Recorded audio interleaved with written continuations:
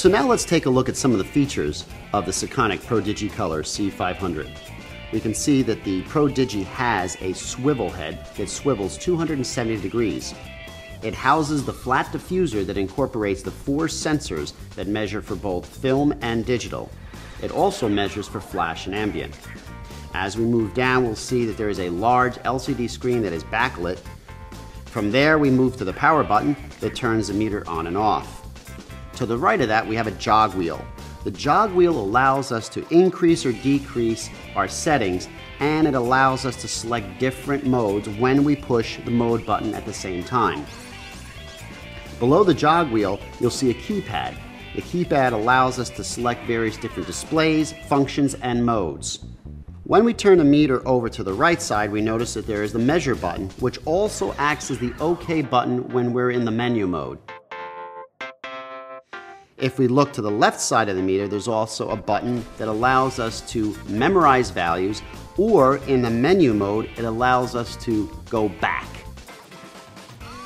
The meter also has to the lower right-hand corner a PC connection if we want to fire our flash with a PC cord. And if we look at the back of the meter, we'll find that there is a battery compartment door that houses 2 convenient AA batteries. Okay, so let's turn the meter on so that we can see what's going to be displayed on the LCD screen. Let's start in the upper left-hand corner. The first thing we'll see is the battery indicator. Right now, the battery indicator is showing that we have a full, fresh battery. To the right of that, there are 4 icons. These are the measuring mode icons. The first is for ambient light. That's for measuring, just available light in the room or artificial light that's continuous. If we hold the mode button down here and turn the jog wheel, the little box will move over to 3 different choices of flash. The first is flash without a cord or auto. The second is flash triggered by a PC cord. And the last is flash triggered by radio or radio triggering. When we select that, we go to this screen, and you'll see here it says CH for channel, and that means we can select anything from 1 all the way up to channel 32. When we go past channel 16 to channel 17 and above, we also get sub-channels where we can select up to 4 different zones, A, B, C, and D. And Sekonic made it really convenient to turn these zones on and off. The keypad has an A, a B, a C, and a D right there. All I do is just toggle them on and off, and those sub-channels turn on and off so that I can quickly measure individual light sources to find out what their color temperatures are without having interference from other light sources. When I'm ready, I simply hit the measure button and it's ready to go. Very, very cool. Let's go back to continuous light, press the measure button, and see what happens.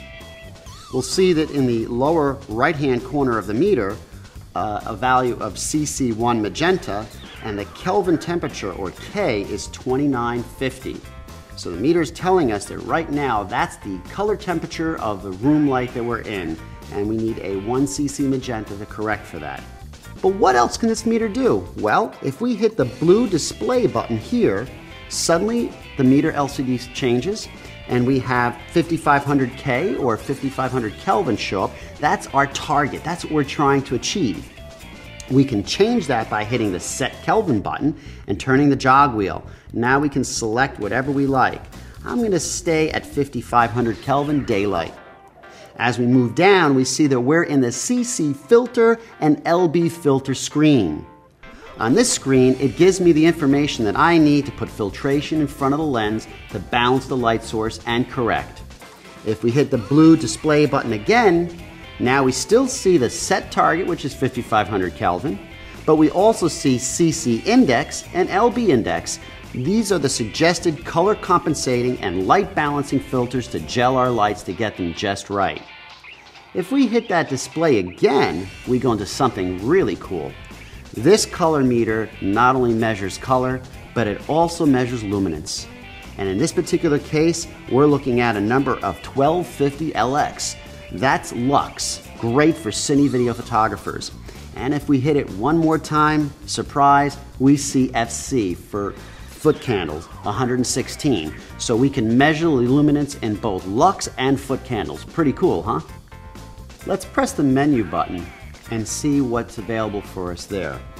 The first thing we see is digital/film. This is where we're able to select if we want the meter to measure color temperature for digital capture or for film. If we hit the measure button, which acts as an OK button in the menu mode, we see that the digital word is blinking. If we turn the jog wheel, we can select between digital and film. For this particular example, let's select digital and hit the measure button for OK. Next, we'll turn the jog wheel to go to the set range function. The set range function allows us to select high or low flash sensitivity range.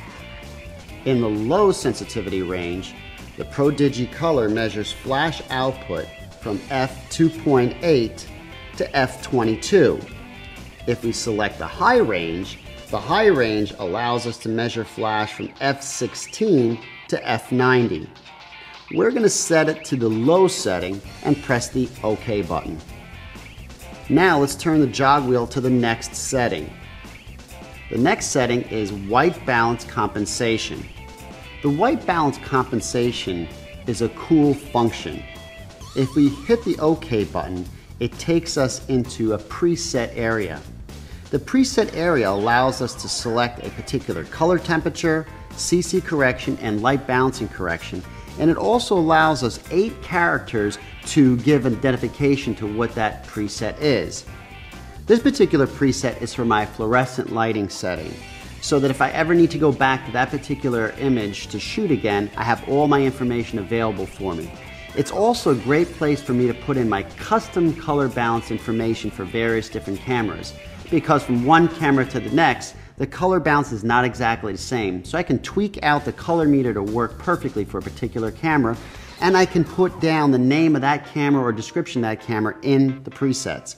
I can select up to 19 different presets in the ProDigiColor that I can refer back to. Once we've selected the preset that we want or made the changes, we want to go to the next setting. So we'll hit the button on the left side, which is the back button. That brings us back to the white balance compensation. By turning the jog wheel, it takes us to custom settings. This is where we can actually select our own preferences to set up the color meter the way we like to work. The first is shutter speed. This is where we can select full, third, and half stop increments. The next is Kelvin temperature. This is where we can actually select the different steps of Kelvin that we want to measure. The third is light balancing steps. The fourth custom setting is light balancing filters. Here's where we can choose either Fuji or Kodak Raton filters. The fifth is auto off. This allows us to select how quickly the meter will turn off after we don't use it. We have the ability of choosing 20 minutes, 10 minutes, and 5 minutes. And finally, the sixth custom function is to set the display for luminosity. If I press the OK button, I can choose just to display foot candle, lux, or lux and foot candle. When I'm done, I hit OK, and if I hit the menu button again, then the menu button takes us back to the main display. The Sekonic ProDigiColor also has a color and illuminance memory button located here. If I take a measurement and then hit the memory button, I can actually hold the measure button and I can see the differences of either illuminance or color depending upon what I'm measuring. So if I wanted to see what the fall off was of light on a diffuser, I can do that. And if I wanted to see what the shift in color is from my memorized point to other points of the light source, I can see that as well. Once you master your tools and your techniques, you'll be able to achieve the results that you expect and the results that your clients demand.